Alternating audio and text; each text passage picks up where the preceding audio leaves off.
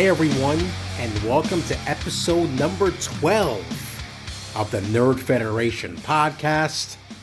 I am your host, Will Hernandez, and we're here once again. It is Tuesday, February 6th, recording for Wednesday, February 7th, and we're just a few days away now from the Super Bowl, so I know that seems to be top of mind with a lot of people right now. Or is it? Boy, I'm going to get into the drama here in the second part of this podcast. And there's a reason for that. And first of all, shout out to everybody who watched, listened, I don't even know. It's a really weird thing now because YouTube has this thing where you can link an RSS feed to their platform and it automatically generates, I don't even know how to call it. It's like a video, but it's not of the podcast. So they basically make a static image of your logo and put the audio over the logo for the duration of the podcast. And I don't know. Well, I will say that the one about Vince McMahon last week actually turned out to be my most, I'm going to call it listened to show that I've done so far. A lot more than usual. And I got a couple of subscribers out of it, which is kind of cool. So thanks to those people who tuned in that way. And it actually got me kind of thinking about just content in general for what I'm trying to do here. And I think if you're a content creator, if you're an artist, if you create things of any kind, you always have to be evolving and trying to think about things about what like sticks. And somebody brought this up on Threads the other day because they thought they do a wrestling YouTube podcast / YouTube as well, like myself. And these guys seem to be a little bit more advanced. And I'm sorry, I cannot remember who it is. I apologize because I know we have communicated about doing a show, and that's going to happen as soon as I get my remote setup done. But they wondered whether they should add in more of the things that they like into the podcast. And it just got me thinking, because I was thinking about this the other day before I saw this on Threads and thinking, okay, what can I do different than what's out there? And I'm trying to bring a sense of levity to these industries because again, there just seems to be so much bullshit that's going on right now. And I am going to get into this in the second part of this episode because I've got a lot to say, and it really does come from the former journalist side of me that did things, quote unquote, the right way for almost 20 years. And I see a lot of that being undone. Well, not undone for me, but people just don't follow the quote unquote rules of journalism anymore. It's really weird. Anyway, so going back to kind of changing up the content a bit, it's a process for me because I'm still trying to find my way. I mean, the fact that I've done 12 of these, really 13 when you consider episode 0, which, by the way, go back and listen to that episode because I think it really does give people a sense of what I'm about as far as what this podcast is about in some ways. But again, it's changing. And I think the way that this is going to change, and I already knew what the title was going to be for this episode before I even hit the record button this week, because it's really with a purpose for this week. And this is called the Nerd Federation podcast, right? I don't feel like I'm doing enough nerding out about certain topics and things that I watch and games that I play. And the reason I think that's important is because, again, there seems to be so much hate content out there. And I'm going to, again, I know I keep on teasing the second half, but it is something I do want to get into, because I think it's just generally a problem in this sphere that I decided to throw myself in. And I'm seeing it more and more because of that, because of the actions of that I'm taking for myself and being on social media more and getting a pulse of kind of what's going on. But so I wanted to just make sure that I am doing enough of the nerding out, really, because that's the reason for this podcast. It's to really kind of give my perspective on nerd culture, on pro wrestling, on video games, on other things that I find interesting, but also kind of doing it from a way of levity and really not getting emotional about certain things and really taking a step back, and also kind of talking about the journalism part of things and the marketing part of things, because I do think it's important, because I think right now a lot of people are being fed misinformation about so many things.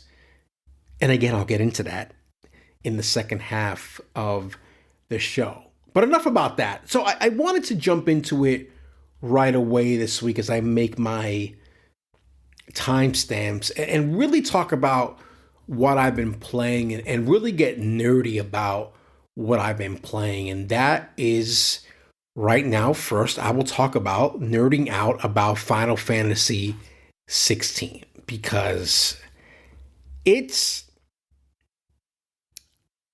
let me take a step back. I've never played a Final Fantasy game.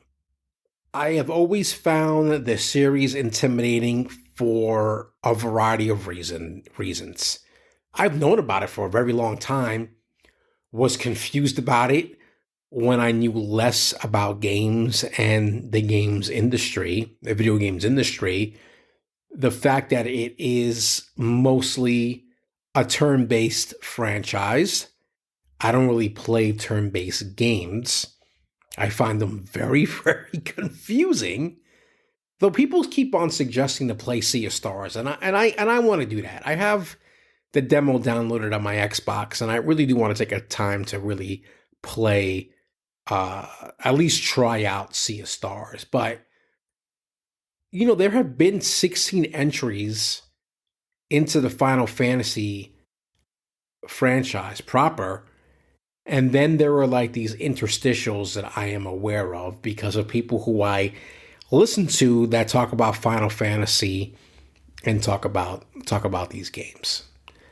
So when Final Fantasy 16 was officially announced and revealed and the trailers were hitting our eyes, I thought to myself, oh, okay, this looks like something that I can get into, because it immediately gave off Game of Thrones vibes.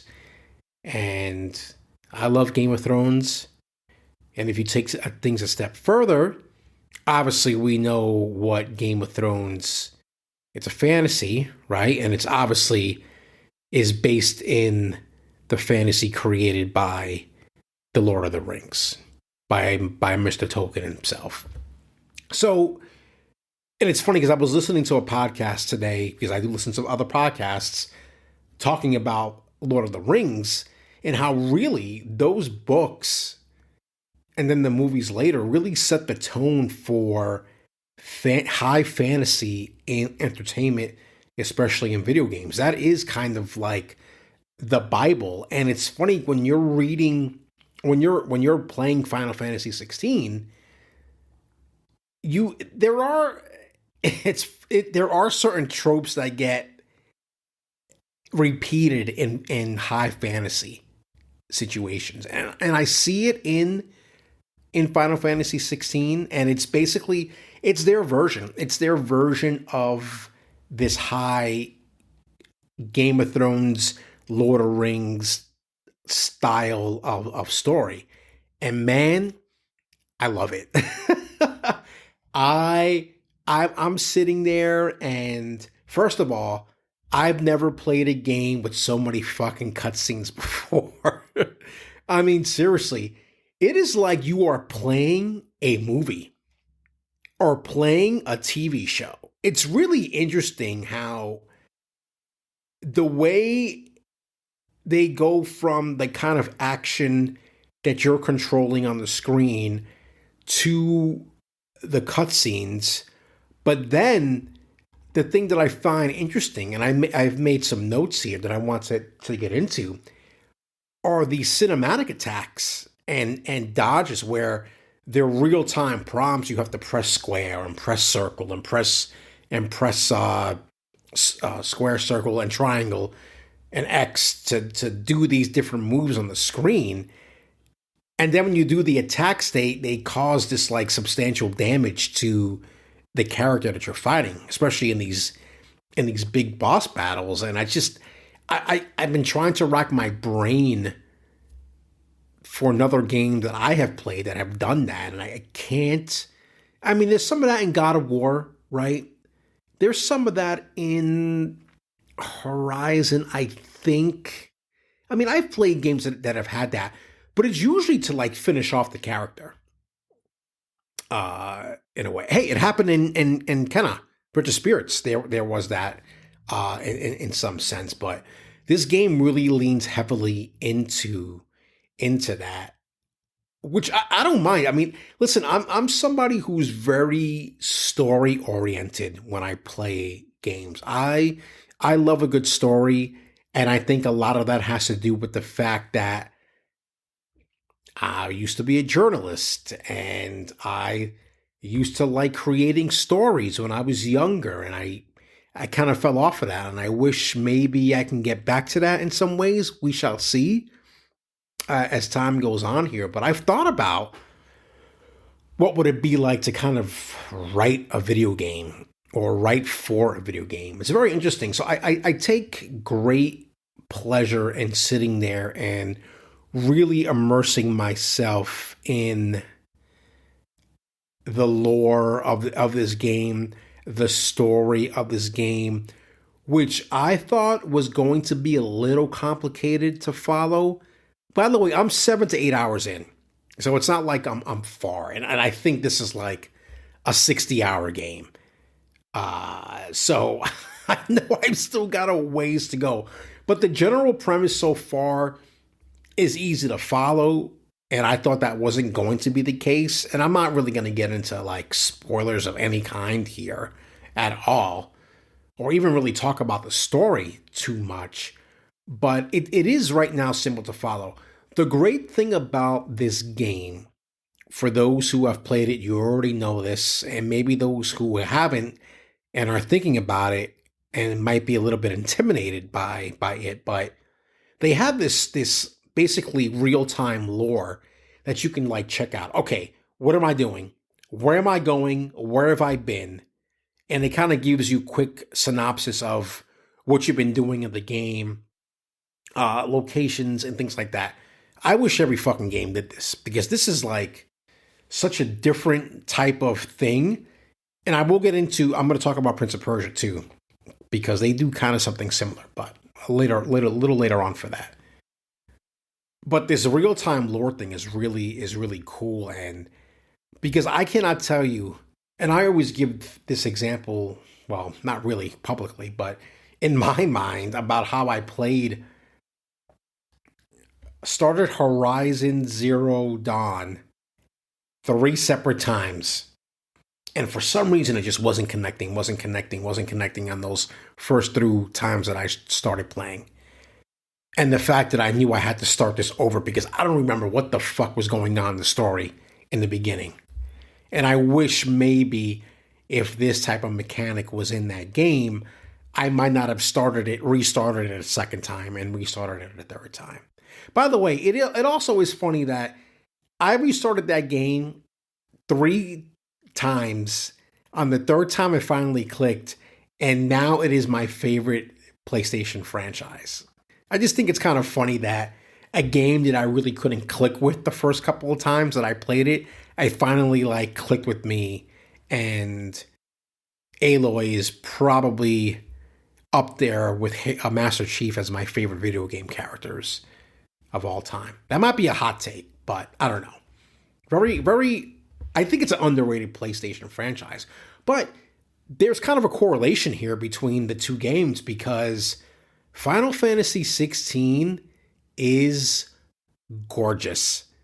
I don't think there's not another way I can describe it. And it's the prettiest game that I've played since Horizon Zero West, Forbidden West. And that was what now?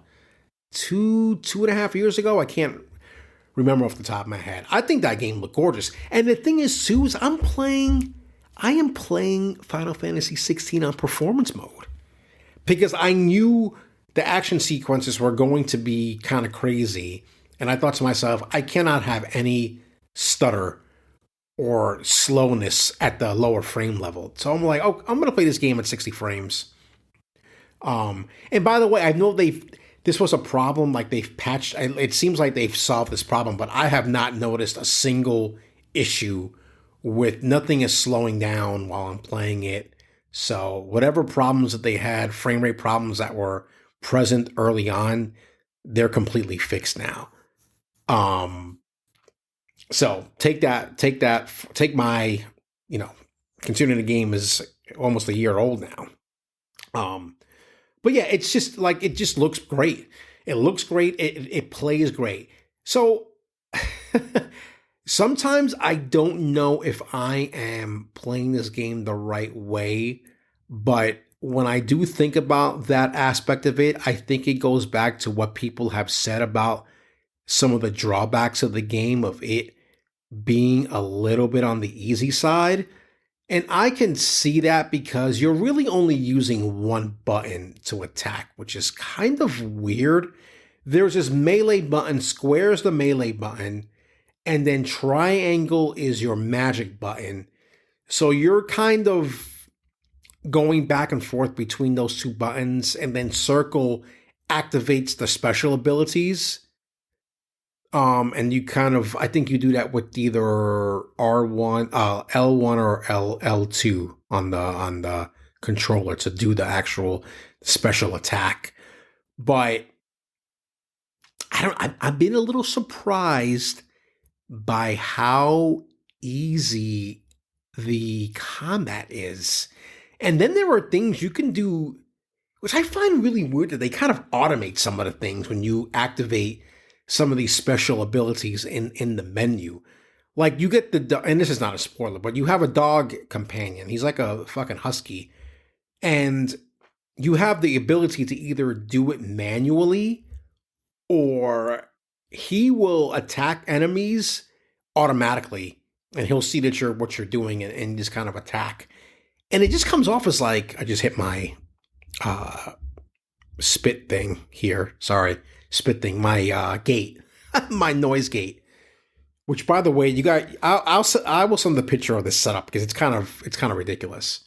But yeah, the combat's very automated, and honestly, to me, that's not the worst thing in the world, because I'm trying to get through this game as quickly as possible and kind of really just enjoy the story. So if the combat's a little easier, that's fine. I don't think I'm going to bump up the difficulty, but I would like to try to get through this game by the end of the month. We'll see. I'm 7-8 hours in. I'm going to play for an hour or two before I go to bed tonight. And, we'll kind of see from there. I can't wait for the day off, President's Day weekend. Oof. It's a lot of gaming going on that weekend. Anyway, so one thing I did notice, and I wrote a note here, about the boss battles kind of taking a while. And they're kind of staged boss battles, which is interesting. And there's this mechanic in the game where you can hit them enough that they kind of like stagger, and then they kind of get down on one like knee, and then you can just like continuously attack them until they get back up again. I think somebody can correct me because I have no idea what the fuck I'm talking about. I think that kind of comes from the turn-based style of Final Fantasy. So they kind of incorporated that into like the real-time battles that you see here.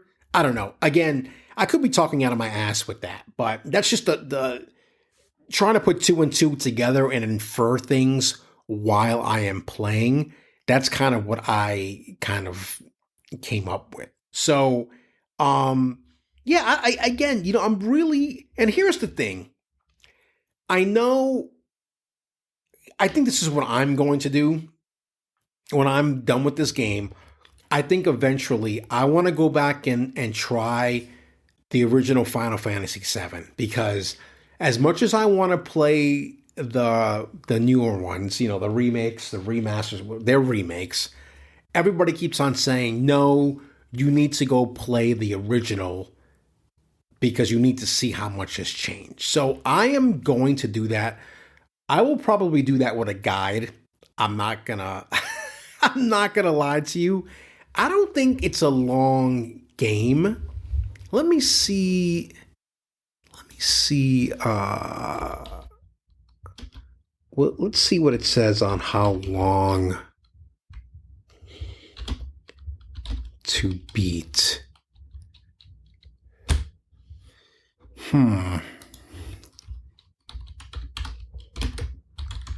Fantasy 7. The original is, holy fuck. The original was 36 and a half hours. That's a lot. Man, a completionist, main story and sides is 50 hours. Oof.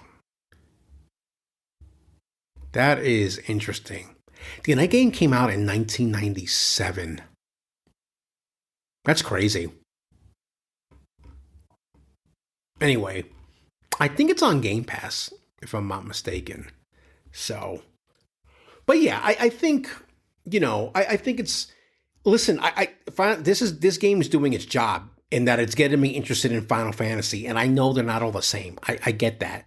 So it'll be interesting for me to kind of go back and see other parts of the franchise. I think mostly 7, because that's supposed to be, I don't know, the best one. I mean, they redid it, so it's gotta be the best one. So, I'll likely have more to say as we go along here, but I definitely want to take a time and just like kind of nerd out really about Final Fantasy 16 and how much I really am enjoying it. So now for something completely different, and Prince of Persia.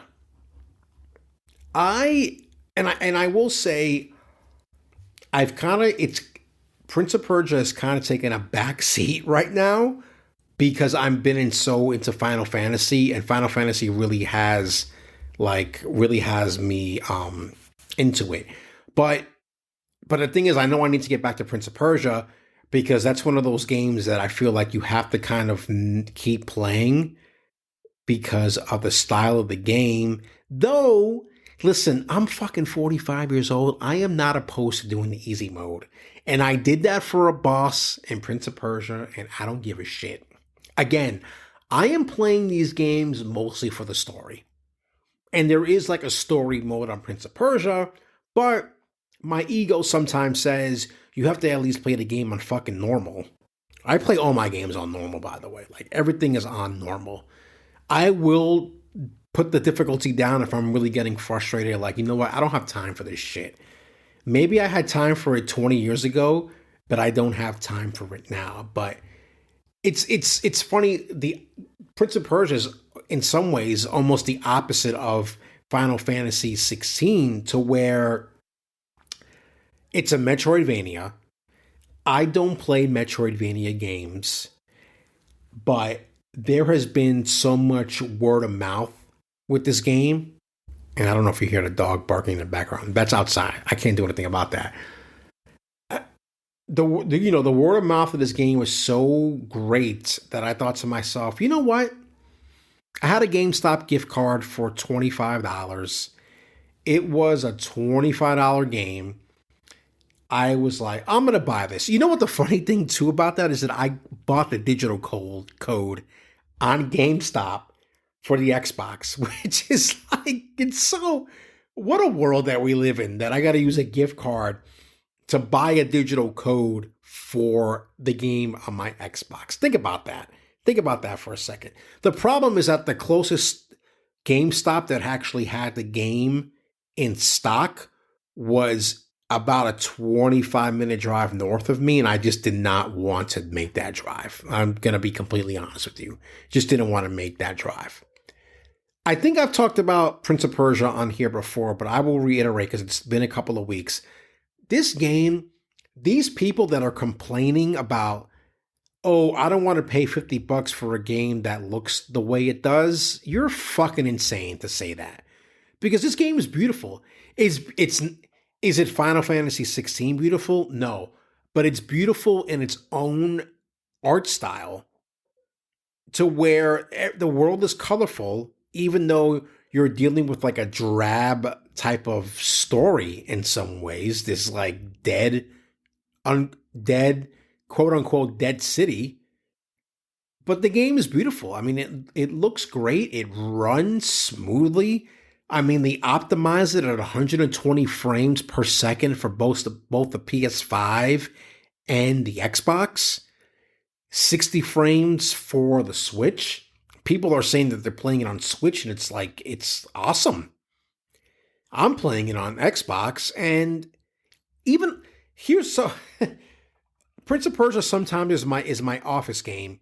So if I'm having lunch and I'm sitting in my office having lunch and I'm done, I usually give myself 45 minutes to an hour because it's important to take a break during a workday. I'll give myself 45 minutes to an hour, and I'm done eating in like, I don't know, 15 minutes or so. And I'm like, you know what? I'm going to play a game. I've got the Xbox Series S in the room with the TV. And so Prince of Persia has kind of become my like lunch game and my office game. And I've had a lot of fun with it. I really have. The story is simple as hell to follow, which I love. Spoiler alert, not really. You don't play as a prince. They make that pretty clear. You're basically, listen, and this is not really I don't think this is a spoiler, but if you want to go ahead a couple of minutes, you can. But the prince has been kidnapped. And you're like this warrior that's part of this like elite army squad of like 6 or 7 characters. And the prince gets kidnapped. I won't say by whom, because I think that is a bit of a spoiler. I won't say by whom. I don't know if that's out there or not. I won't say by whom, but this prince gets kidnapped. The Prince of Persia gets kidnapped, and you have to go rescue the prince in this city that's like, there's crazy shit going on in this city.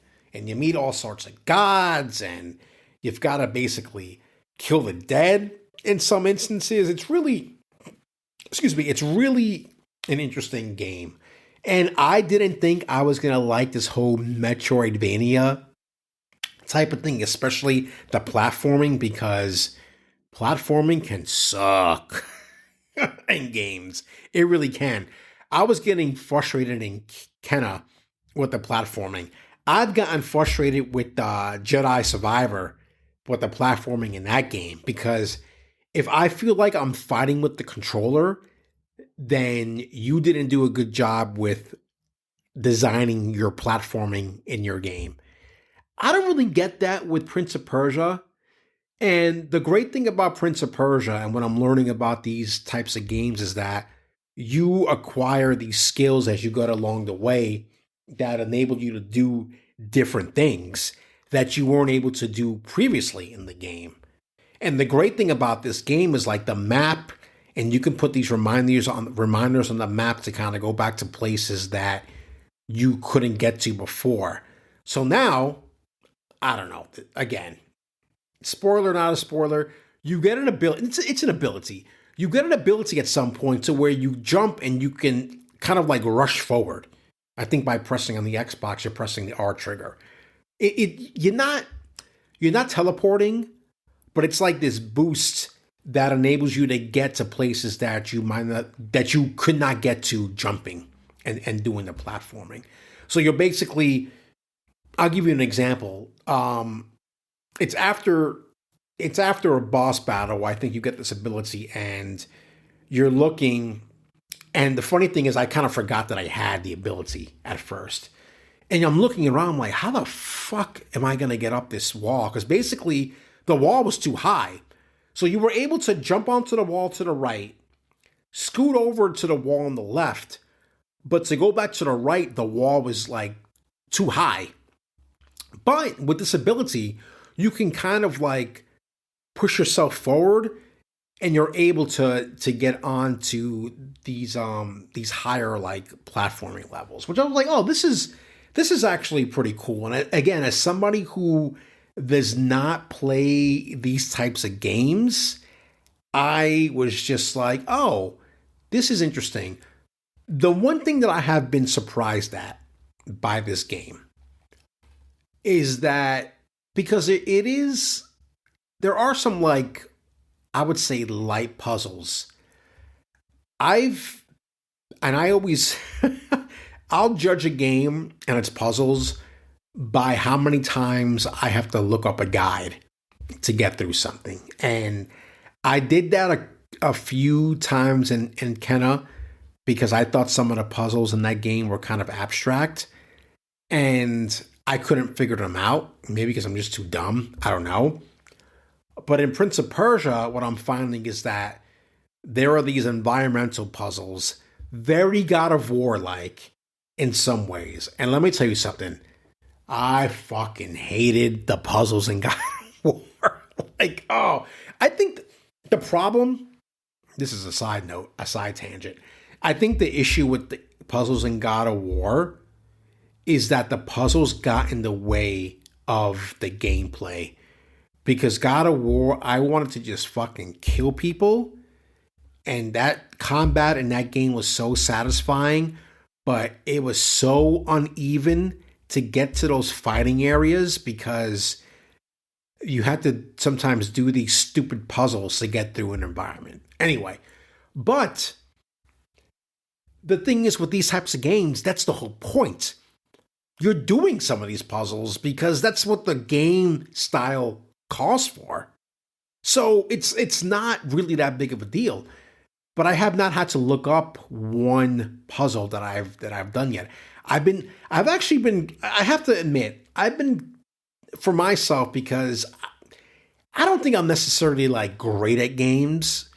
I used to be a decent Call of Duty and Halo player back in the day. Nothing like crazy, but I was decent. I wasn't getting my ass handed to me every time like I do now because my skills have gone down the shitter. You get older, your reflexes aren't the same. I've been a little surprised by how well I've done some of the platforming. And I say to myself, oh shit, I can't believe I just did that. Because it can be a little complicated. So, yeah, I gotta get back into it. I'm definitely nerding out about Prince of Persia. I think it's a great game. I think for $50, it is well worth it. It's a fucking shame that we heard that it's only sold 300,000 copies. That's a shame. That's a real fucking shame. And maybe that's Ubisoft shooting themselves in the foot for making their Ubisoft style games for so long that when something new comes out, people automatically dismiss it. But I am telling you right now, it's a great game. I think if you're curious, you can sign up for Ubisoft Plus and pay the monthly fee and just, what is it, like $15, $16 or whatnot? Do that just to get a taste. And then if you can beat it in a couple of months, that's still, the subscription for Ubisoft Plus is less than buying Prince of Persia. But you know what? I kind of wanted to support the fact that they created that game, so I went ahead and bought the game. But it's really I love it. I mean, I'm and this is what I'm talking about. This is being positive about what's out there and loving the games and criticizing when necessary. Suicide Squad. Not going to get into that really. Well, I might get into that in the second half, but really embracing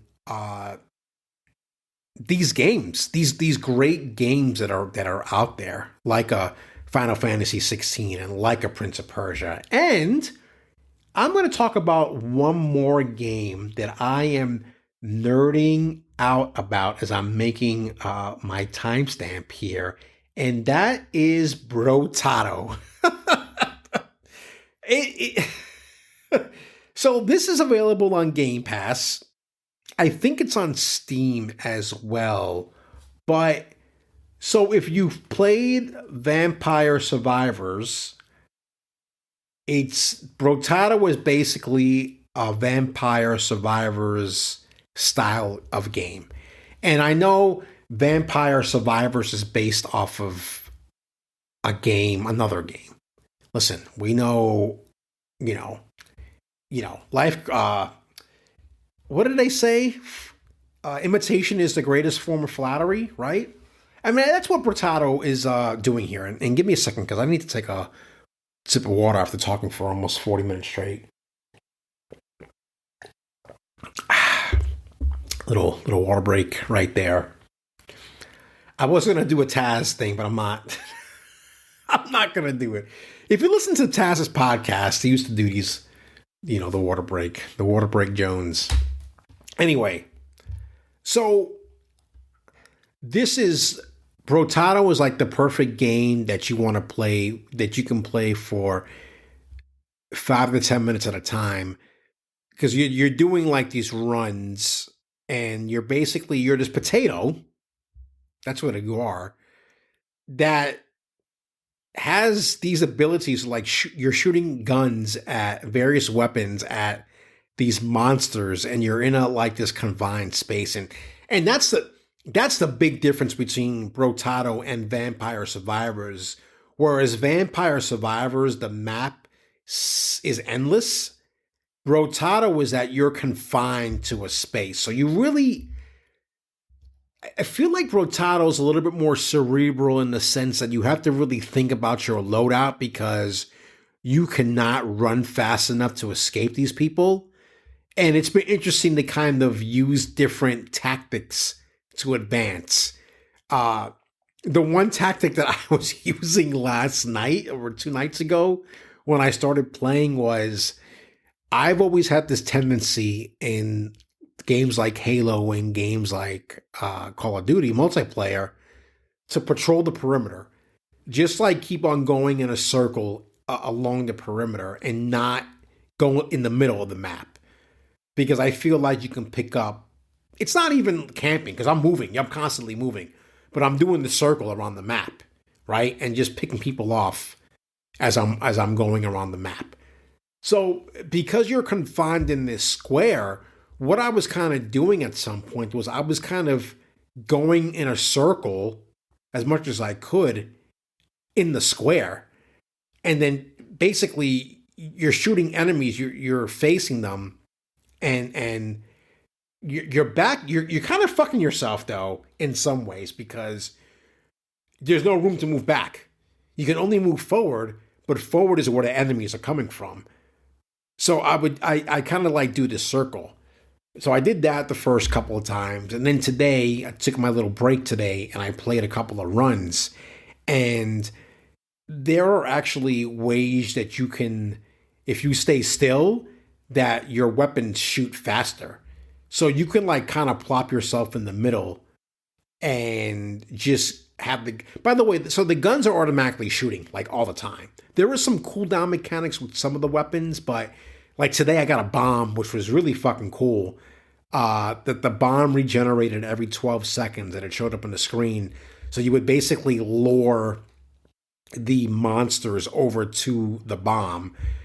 Then there was another mechanic today that it was like this tower that you set up, and then again every 12 seconds it would send out a bunch of, like, I don't know, cannonball type of things that would basically obliterate a mass number of the creatures that are attacking you. So I thought that was really cool. I'm noticing too that this is one thing I do like about Brotato over Vampire Survivors, is there seems to be more of a variety of characters.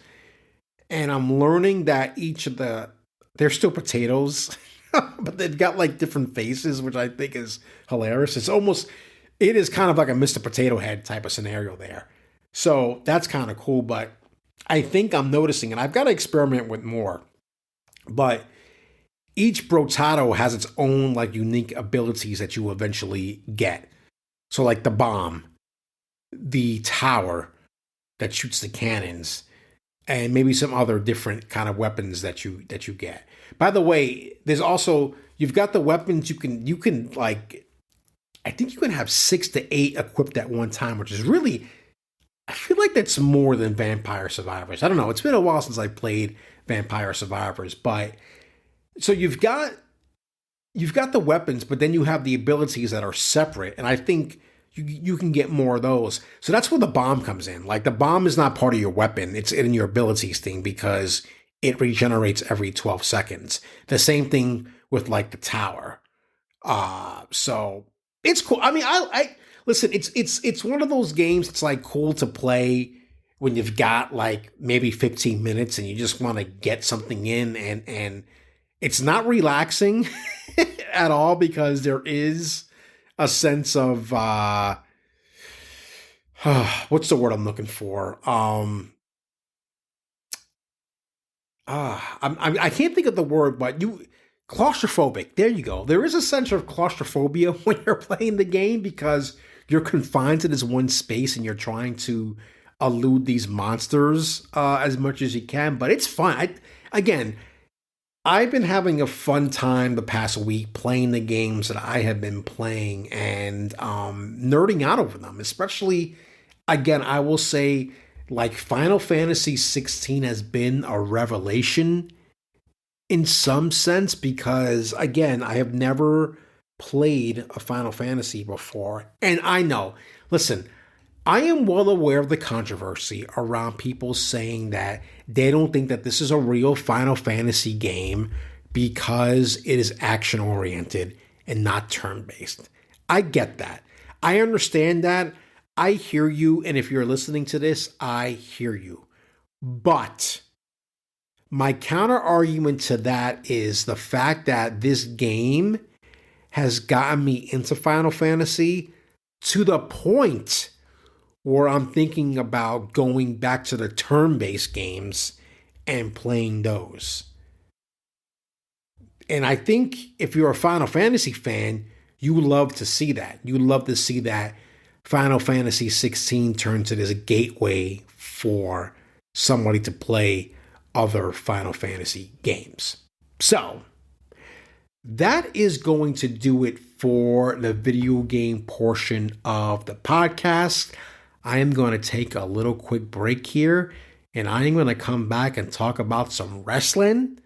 I'm also going to mix in some video game stuff with that as well, but I do want to nerd out about a couple of things first in pro wrestling, and then I want to talk about the fucking nonsense that's been happening over the past week or so in both pro wrestling and video games. All right. Be back after this.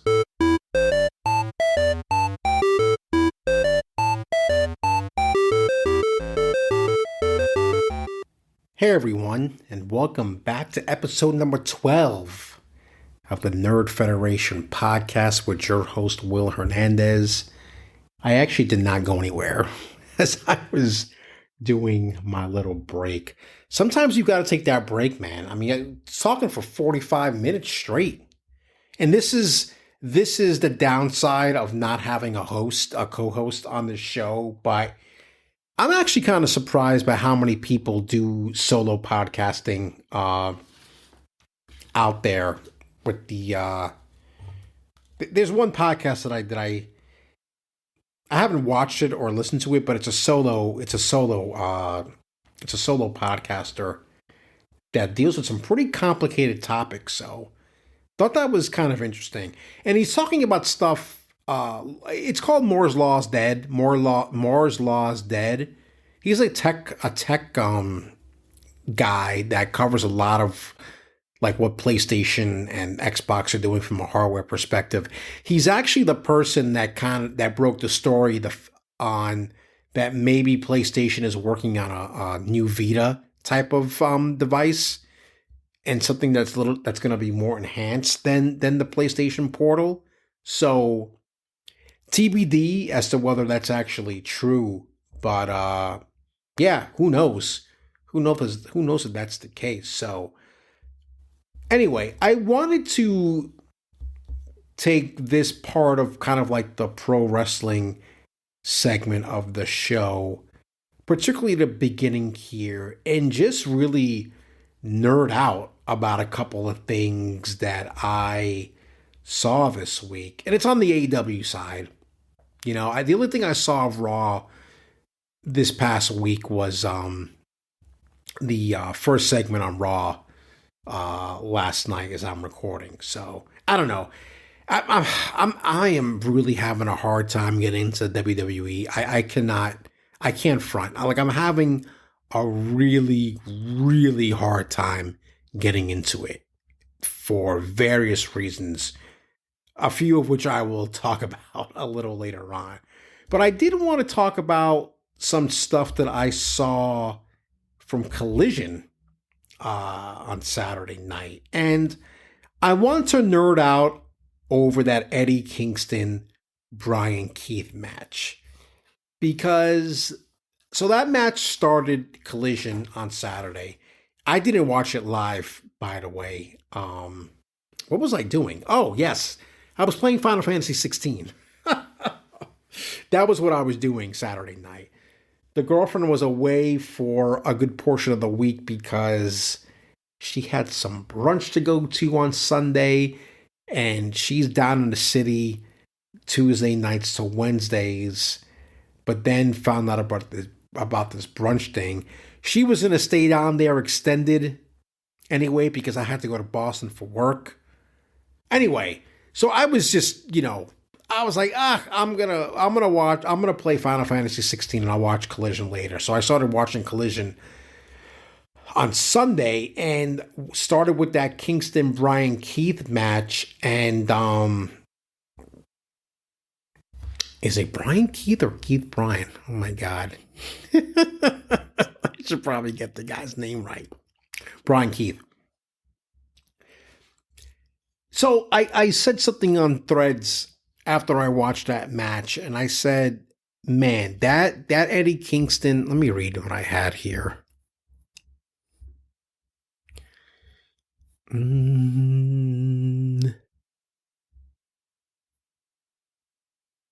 I'm also going to nerd out about RVD.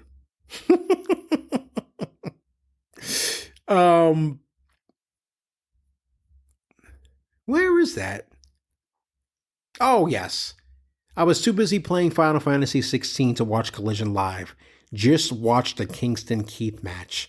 That match is a good example of the pro wrestling I really like. Hard hitting, grounded, no flips, just fists.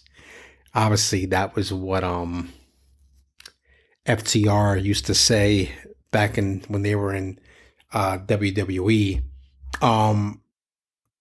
Yeah, it's funny. I was thinking about this earlier today and thinking about focusing on that match because it's one of those strong style Japanese style matches, which is not surprising considering Eddie's background and his influence and the fact that Bryan Keith has also spent time wrestling in Japan and recently, I might add.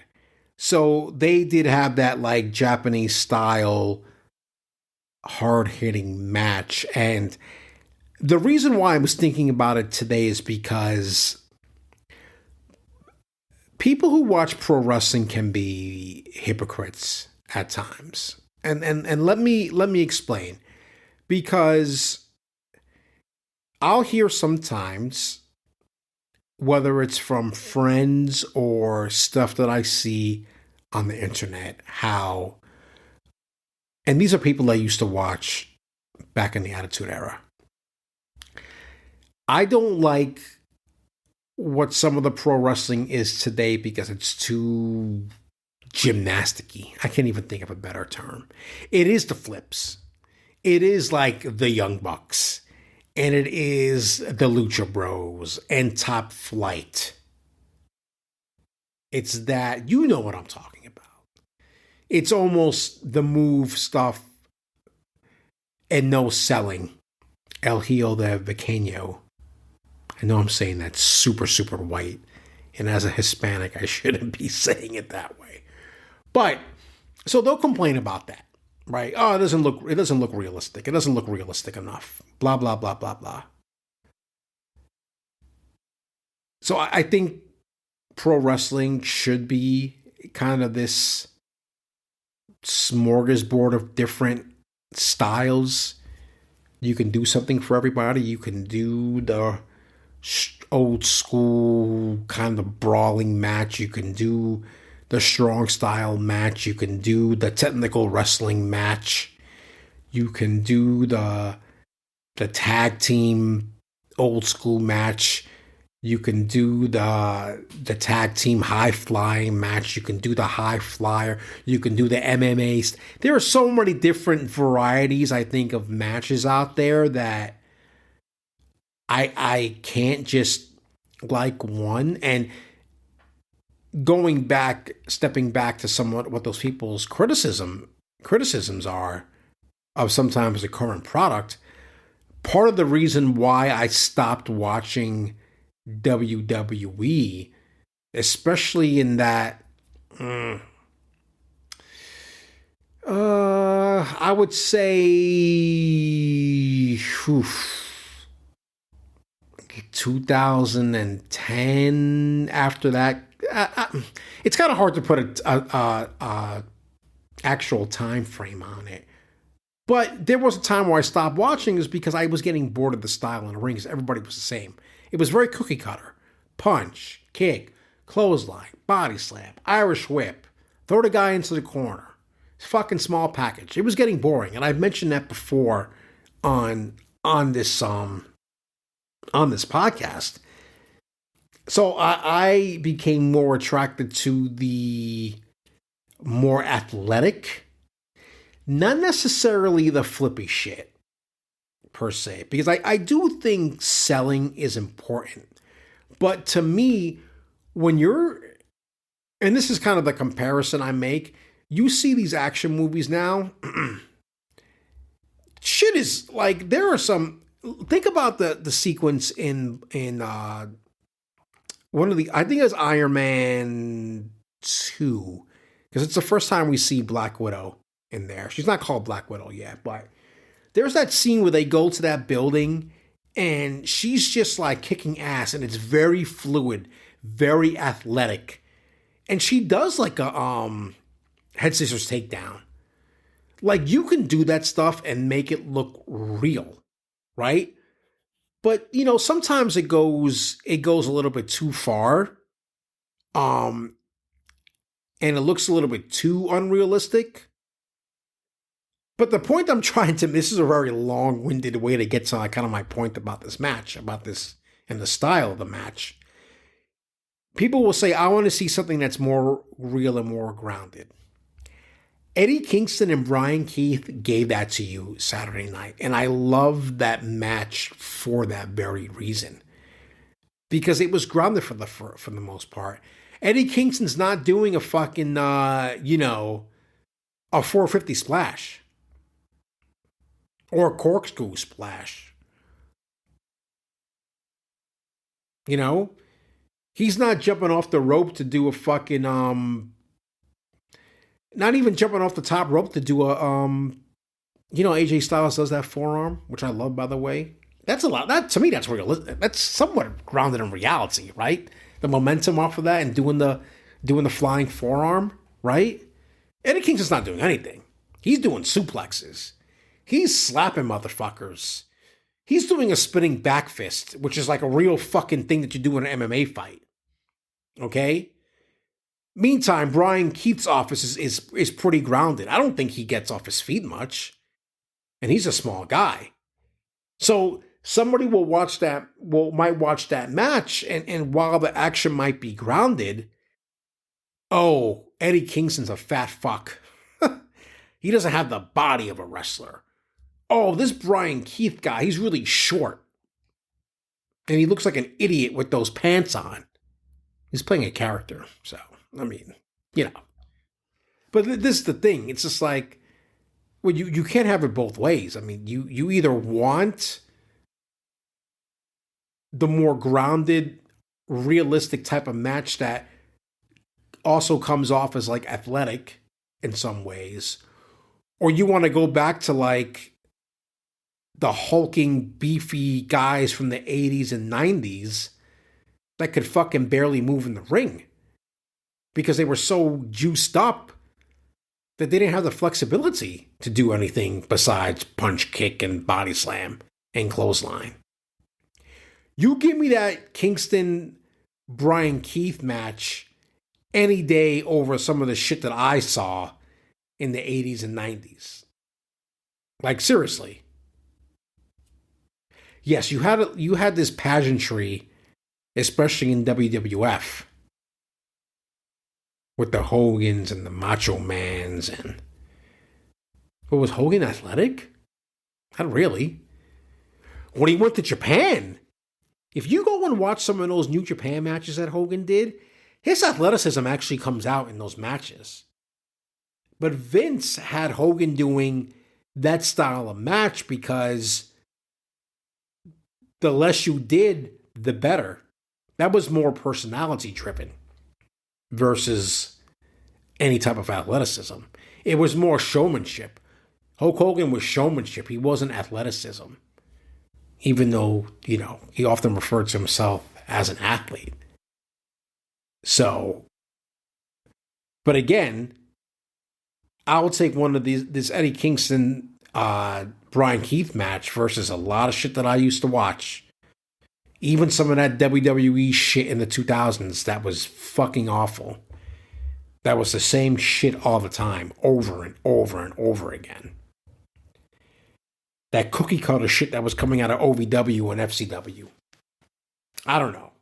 Anyway, one other thing from Saturday night that I want to nerd out about, and that's Serena Deeb.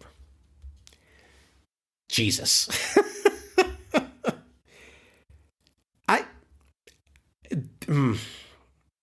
I'm going to say this in a way that is a compliment, and I don't want people to take this the wrong way, but Serena Deeb wrestles like a man.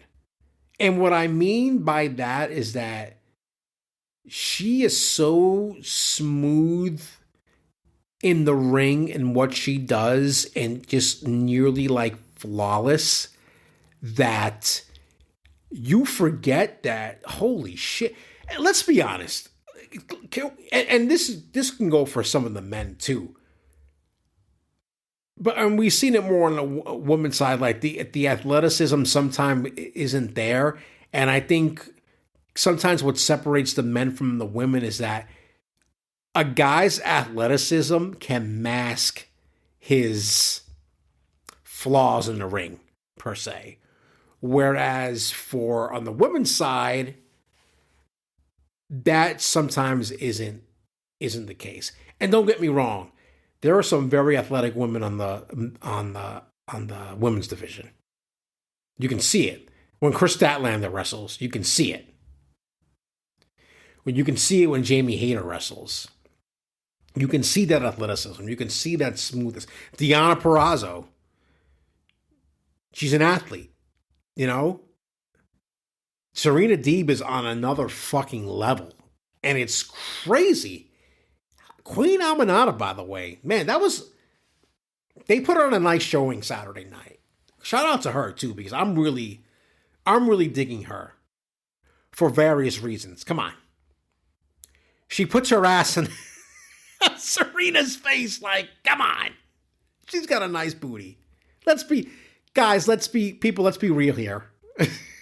And she flaunts it and you see it. And it's funny. It's good. It's good entertainment. But man, Serena Deeb is just, how old is she? I know she's in her, no, I'm not going to say it because I don't want to.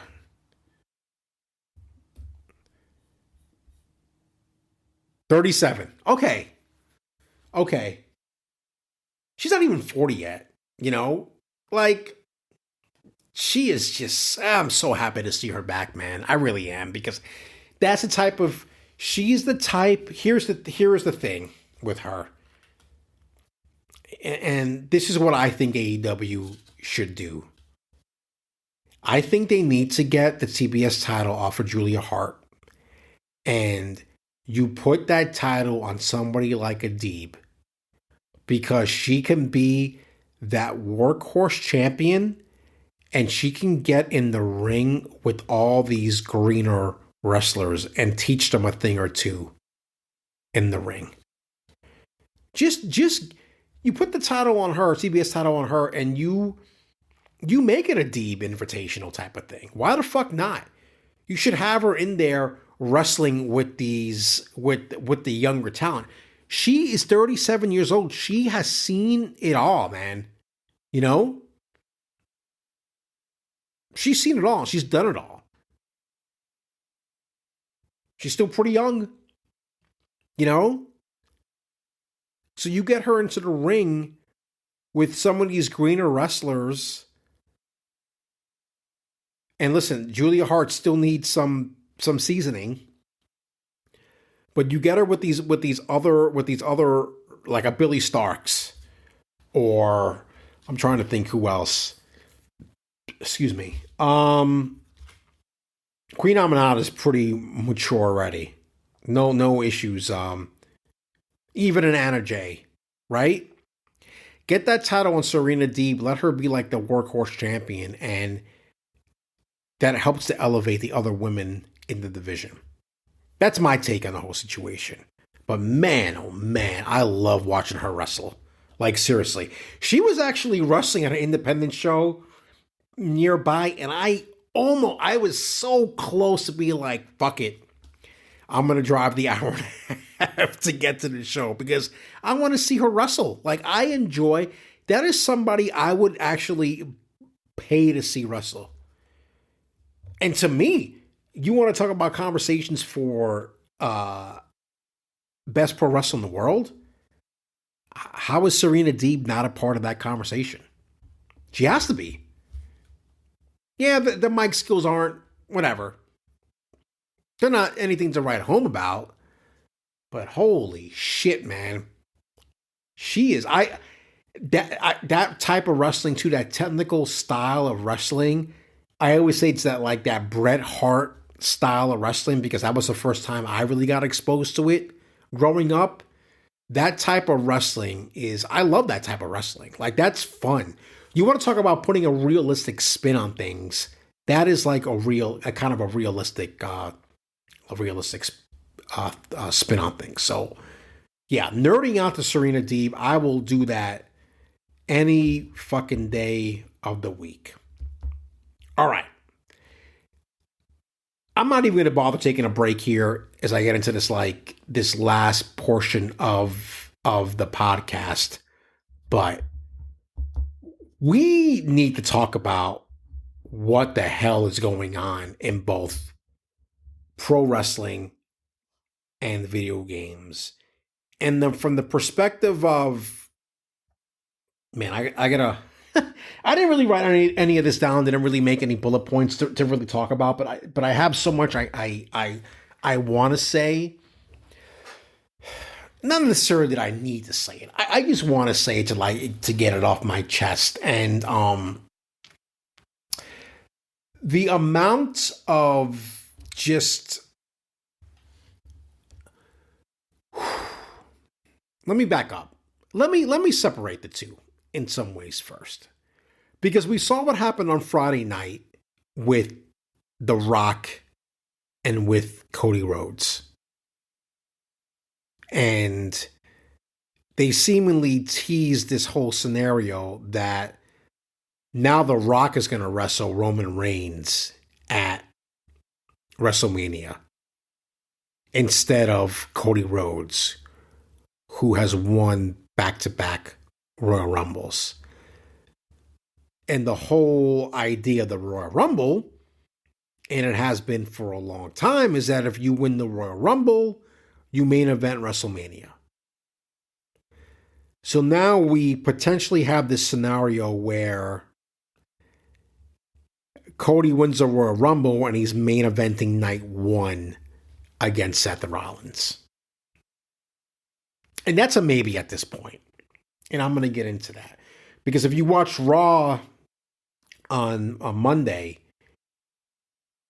you saw that first segment and nothing was really put into stone because WWE stalling. And the reason that they are stalling is because of the feedback that you saw online over the weekend with Cody. And you saw that Monday night with the Rocky Sucks chants. Holy shit. What did Cole say? It's like 1996 all over again. Here's the thing. And I'm going to say this first of all, let me put something out there too, because I'm seeing people talk about this too. The Vince McMahon stuff doesn't take a back seat. It shouldn't take a back seat in the whole conversation. But I see what is happening here. And I think people should be, at least in my opinion, aware of what's happening here. They are trying to distract you from what is happening with the company right now behind the scenes. Because at some point, they could come in there and clean house in WWE, Triple H included. And there's already kind of rumblings. Remember when I said last week about Brian Gewirtz? I will take my flowers now. I fucking called that shit, huh? The fact that The Rock, that's The Rock's boy. He worked for his production company. And now he's going to be involved in The Rock's creative for WrestleMania. Potentially, it looks like. There's all sorts of rumors that are going out there right now. And I think that's the kind of the gist of the matter. Besides the fact that WWE is causing all this shit to probably divert your attention from what are probably might be some serious problems behind the scenes. And here's where things get, I just took off my glasses. Here's where things kind of get out of hand in some respects. The narrative is changing every day. From Meltzer, from Sean Ross Sapp, from House of all these so-called journalists, the fucking story's changing every day about what led to what happened on Friday. And now you have supposedly everything will become clear during the press conference Thursday in Vegas. And I finally put 2 and 2 together the other day that the reason why they're doing it in Vegas is because, of course, they are. Because all the media's in town for the fucking Super Bowl that's happening in Vegas. Supposedly, that's what Meltzer reported today. And I saw this on Threads, and I responded back to the person. And I said to them, are we really going to believe what Dave Meltzer is saying about this? Because we've known Dave Meltzer's gotten shit wrong. It happens a lot. like it happens a lot. So the person responded. I don't know if it's a guy or whatever. Says, I'm not a big fan, not a big Meltzer fan, but what are the options here as far as like believing what's out there? Meltzer or some fans on social media who are even less credible than he is. And I said neither. I don't believe anything until it actually happens, especially with pro wrestling. The story on this is changing every day, which tell me no one really knows what they're talking about. And then the response is, would be accurate. So why are you so fucking worried about what Meltzer says? My intuition tells me it's a work, but I'm honestly no idea. Just excited to see it play out. Then why are you worried about what Meltzer's saying? Why is anybody worried about what any of these fucking people are saying? And it's just like feeding into the frenzy. That's like one side of the conversation. The fact that this so-called media is just feeding the negativity online with this whole thing and feeding the bullshit, feeding the trolls, getting everybody worked up about fucking scripted television. Like, what are we doing here? I've already seen videos of like fucking grown men crying over what happened on Friday night and this whole situation.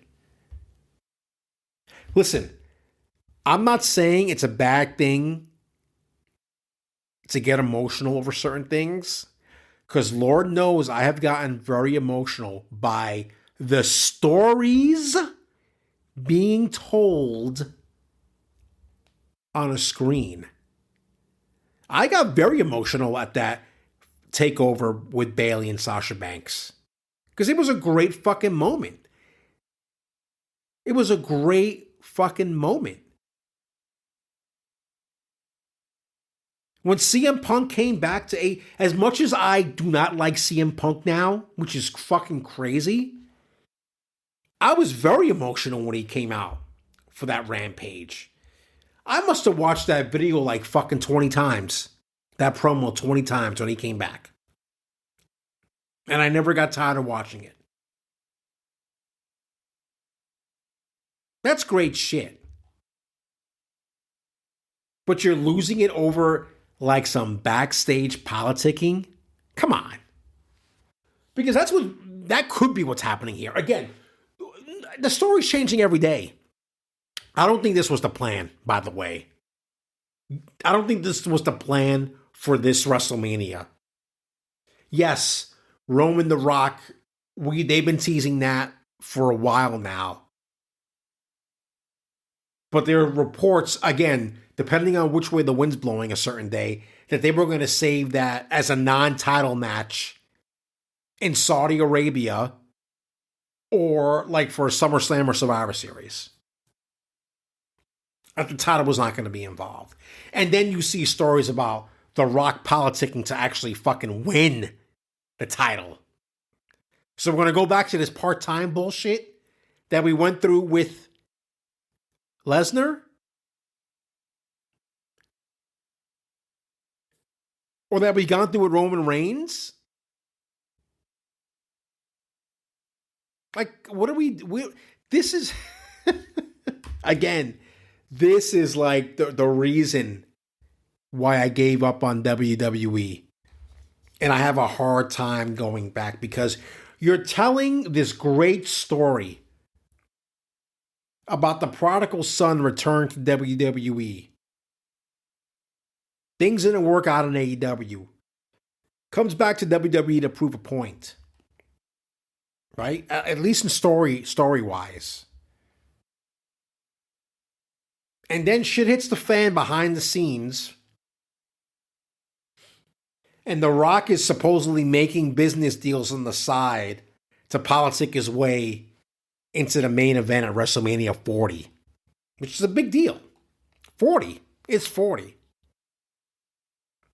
Then you wonder why people have turned on The Rock. What happened to the story you were just telling with Cody Rhodes? Why not just fucking finish the story? I hate that.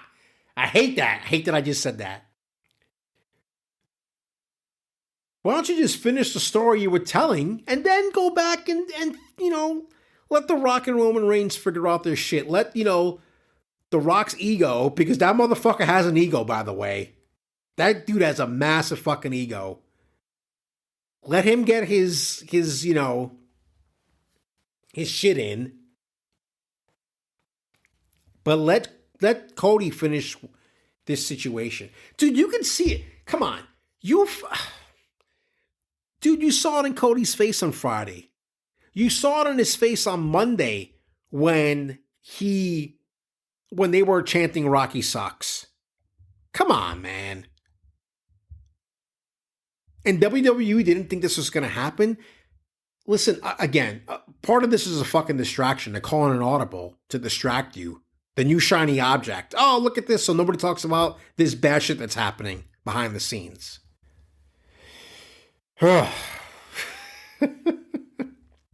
I'm frustrated at the reaction to a lot of the stuff. That's where I think it comes out for me, because I don't think, again, putting on the media hat, I do not think that these media folks, these influencers, are responsible in the information that they put out there. I don't think so. A lot of it's just like clickbait bullshit. And as a journalist, a former journalist, it pisses me off. Speaking of pissing me off, let's go to the video game thing for a second, for a few minutes here before I close out, because I'm honestly, I don't know what the fuck is worse right now. The misinformation about this whole situation in WWE at the moment, or all this shit happening with Xbox right now. And the shitstorm that's happening there. So long story short, for the past few weeks, there's been, actually, this has been a thing for a while. With Xbox, Microsoft, well, it's more Xbox, the division of Microsoft, dropping hints that it could bring some of its games to third party, to Nintendo and to PlayStation. And they did this before with a couple of games, right? But then they said, "Oh, that was just an experiment." I can't think of the other game right now.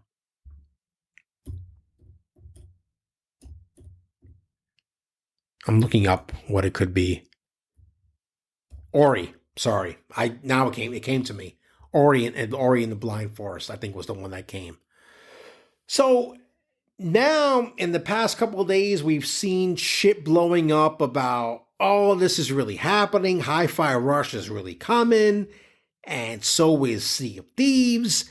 And then Tom Warren over the weekend, who's a reporter for The Verge, reported that we might even see Indiana Jones now coming to PlayStation 5 and Starfield, and holy shit. Everybody lost their fucking minds over this. Especially on the Xbox side. People selling their Xboxes. All these influencers disowning Xbox when there's not even an official announcement about anything of this yet. And therein lies the problem, too. Here, that I'm going to talk about. And that's got to do with Xbox and these influencers / journalists. Finally, Phil Spencer came out today, CEO of Microsoft Gaming, and said that next week they're going to have a business update about their plans for the future. And then people are immediately trying to look at the crystal ball for that. So here's I'm going to break this down on both the influencer / journalist side and the Microsoft Xbox side. And I'm going to go with the Xbox side first, because I think that's a little bit more easier. They've been terrible at marketing for a while now, getting their messages out there. PlayStation and Nintendo don't do that. Xbox does. Why that's the case, I have no idea. But their marketing and their messaging is terrible. They lost a generation you could not lose, and that was the Xbox One PS4 generation. That was the worst generation to lose. And you know what? They shot themselves in the foot from the very beginning. So a lot of what we're seeing now, this potential that these games could go third party, is still a carry-on detrimental effect from that era.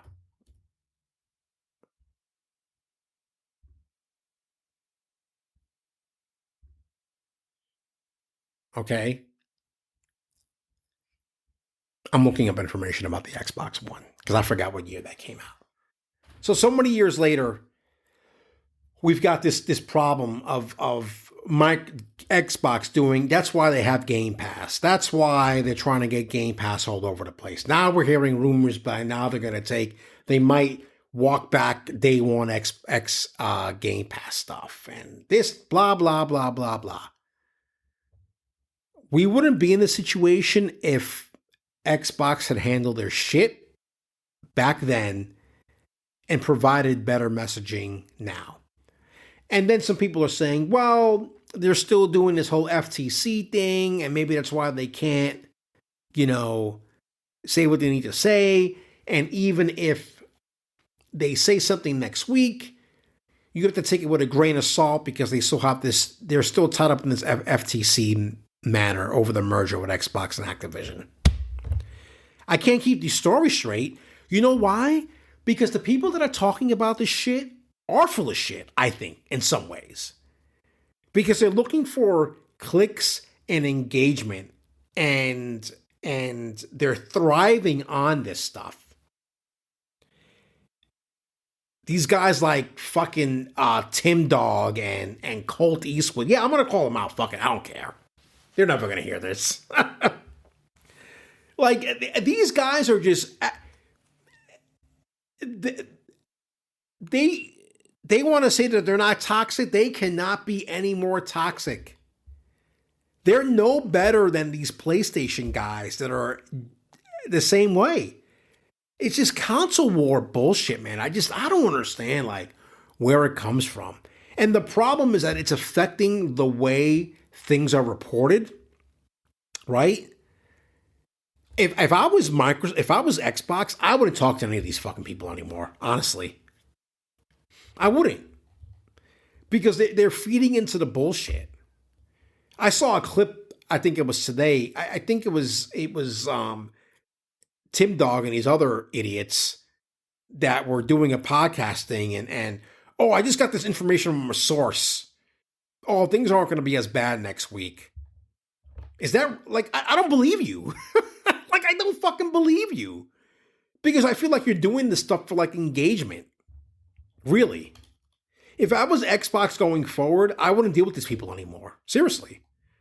You gotta see the way some of these people talk. It's like they talk like they're children. And I don't understand. Where the fuck does that come from? And the thing is, they report on these rumors, right?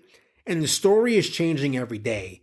And then you get all these people worked up online over nothing, potentially nothing. And we have not heard anything official from Phil Spencer, and we're not going to hear it next week. Meantime, people are kind of running rampant with stuff. People are fucking selling their Xboxes. You've got these influencer content creators now saying that they're going to stop making Xbox content. Bro, we don't know what's going on yet. You're basing these decisions, one, on unsubstantiated rumors and innuendo, right? And emotion. Like, there are fucking people, again, going back to the Cody thing, there are people, grown men, people who are older than me, going onto videos like crying about this shit. What is happening? Like, what the fuck is going on? We're talking about video game stuff. This is not life and death situation. And again, I'm not here to tell you what to like, what to dislike, what to believe in, blah, blah, blah. I'm not, but bro, take a step back. Why are we focusing on the business dealings of these trillion-dollar companies? Yeah, I get it. You bought all this shit on Xbox. You've got all these fucking games on there. Those games aren't going away. You can still play them. I don't think Xbox is going to get out of the hardware business. These rumors suggest that a new console is coming out next generation in 2026, as soon as 2026. Why can't we just focus on the games? That's what I don't understand. There's been so much good shit that's been out the past 13 months that we can't take a step back and just focus on the games. And the games to come with Indiana Jones, with Hellblade 2, with another potential Gears of War, with Avowed. The fact that Halo Infinite multiplayer has gotten better. Like, what are we doing here? And this goes specifically to these influencers. I hope you don't come back. Seriously, I hope so. Because you guys are contributing to the downfall of the industry in some ways. You want this genre, this piece of entertainment, pop culture, to be taken more seriously. You guys are fucking putting the genre farther from that by the way you act online. Why would I want to be part of this community if this is the shit that's happening? This pettiness. Like, come on, man. To me, it's all a work. I think everything's a work, by the way. So take that how you may. But all this kind of like fake outrage and, oh, I'm selling my Xbox. Oh, I'm going to stop making videos. There was this fucking one guy. I can't believe VGC did an article about this. But like, there's this one guy that brands himself as a console war creator. Really? Like, are you kidding me? What did I say today on Twitter about that? I think it was like, you know what? First of all, yeah, this is what I said, because I retweeted Andy Robinson's article from VGC. I doubt all of them will stick to their guns. And if they do, good riddance. These folks are some of the most toxic I've seen on the internet, and in the same boat as their PlayStation counterparts. And the fact that one of these folks is a self-proclaimed console war content creator tells you all you need to know about how humanity is going in 2024. What are we doing here? And I think that brings me back to what I said originally about how I want to start focusing on the actual content, the actual wrestling, the actual video games, and really like nerd out over the stuff. And I'm not saying that I am going to ignore the other stuff, because I don't think that you can, but I do think that I should focus more on the positives, man. Like, make positive content, really. I don't know.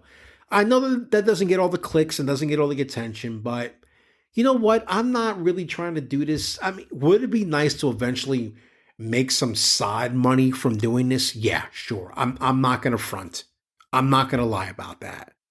That's not the reason why I got into this.